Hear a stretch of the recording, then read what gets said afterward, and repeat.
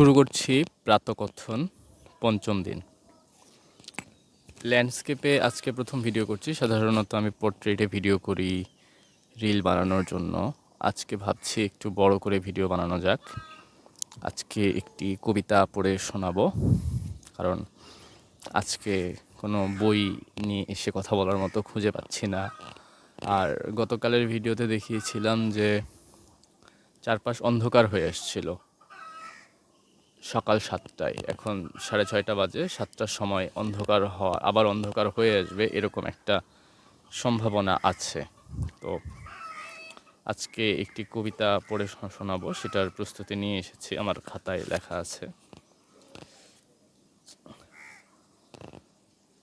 তো কবিতাটি হচ্ছে,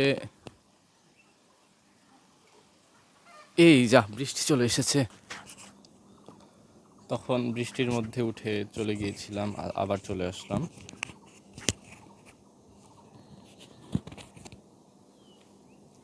কবিতাটা পড়তে এর মাঝে একটু ন্যাপ নিয়েছি। ন্যাপ নিতে গিয়ে ঘুমিয়ে পড়েছিলাম। কফি এখনো শেষ হয়নি, তবে ঠান্ডা হয়ে গেছে। বাতাসের শব্দ, পাখির শব্দ মাইক্রোফোনে রেকর্ড হচ্ছে। কোনো ব্যাকগ্রাউন্ড মিউজিক নেই, শুধু প্রাকৃতিক শব্দ এবং আমার আবৃত্তি। কবিতাটির নাম অমলকান্তি, নীরেন্দ্রনাথ চক্রবর্তীর লেখা।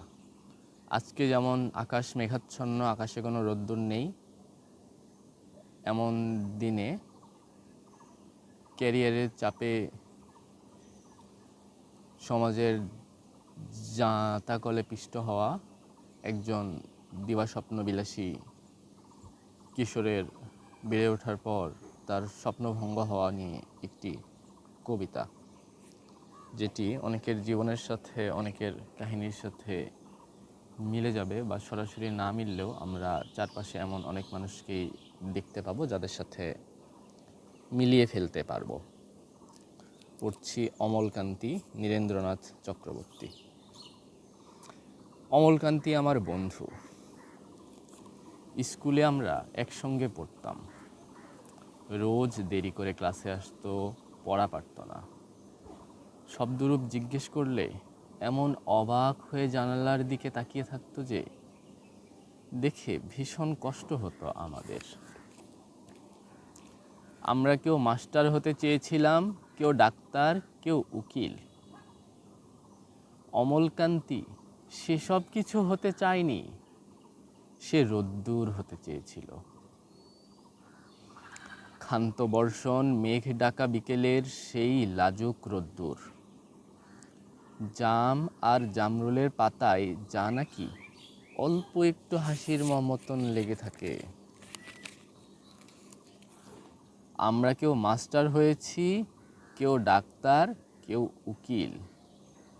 অমলকান্তি রোদ্দুর হতে পারেনি। সে এখন অন্ধকার একটা ছাপাখানায় কাজ করে। মাঝে মধ্যে আমার সঙ্গে দেখা করতে আসে।